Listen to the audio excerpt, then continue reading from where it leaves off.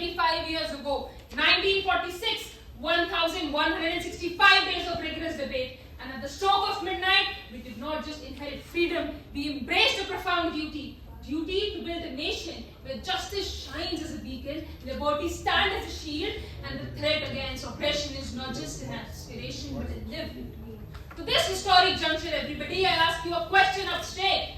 Has India successfully completed all the promises made in those sacred pages of Indian Constitution? And more importantly, how do we, the youth, vision the next few chapters of Indian Constitution and the nation's destiny?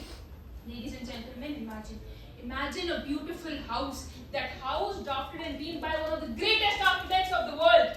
This house, our Constitution, which has given us safe against crimes, provide us with a roof of fundamental rights, and made sure that we live in the best living condition under the aegis of a welfare state.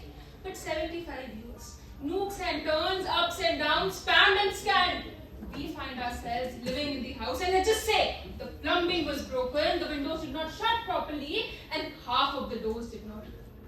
We did a lot of decorating, didn't we?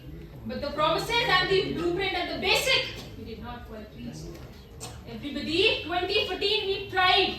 We tried for building up something new, something better, from exploring and opening international corridors, envisioning labs of innovation, to curating a vision where women stride. We decriminalized Section 377. From unification of Kashmir up there, to exploring getting the best out of us and calling adultery unconstitutional, we evolved with the society. We evolved, and I'm proud to be a part of a nation that is not just a nation of tradition, but of transformation.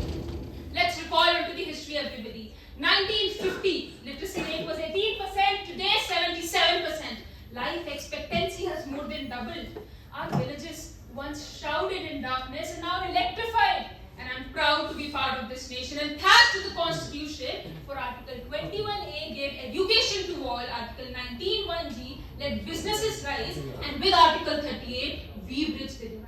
Everybody, understand and pledge together right now, because civic responsibility is not just about obeying laws, it's about understanding and working for active participation. Let's pledge together for those 1.4 billion Indians, not just to enjoy our rights, but to follow our duties and to honor them, to ask questions and to inquire about policies and to work for good governance, to dream of Viksit Bharat and to work for it with integrity. I see a great future ahead because of the foundation which is Constitution together. Right now with the youth, I see a great future ahead. Jai Hind.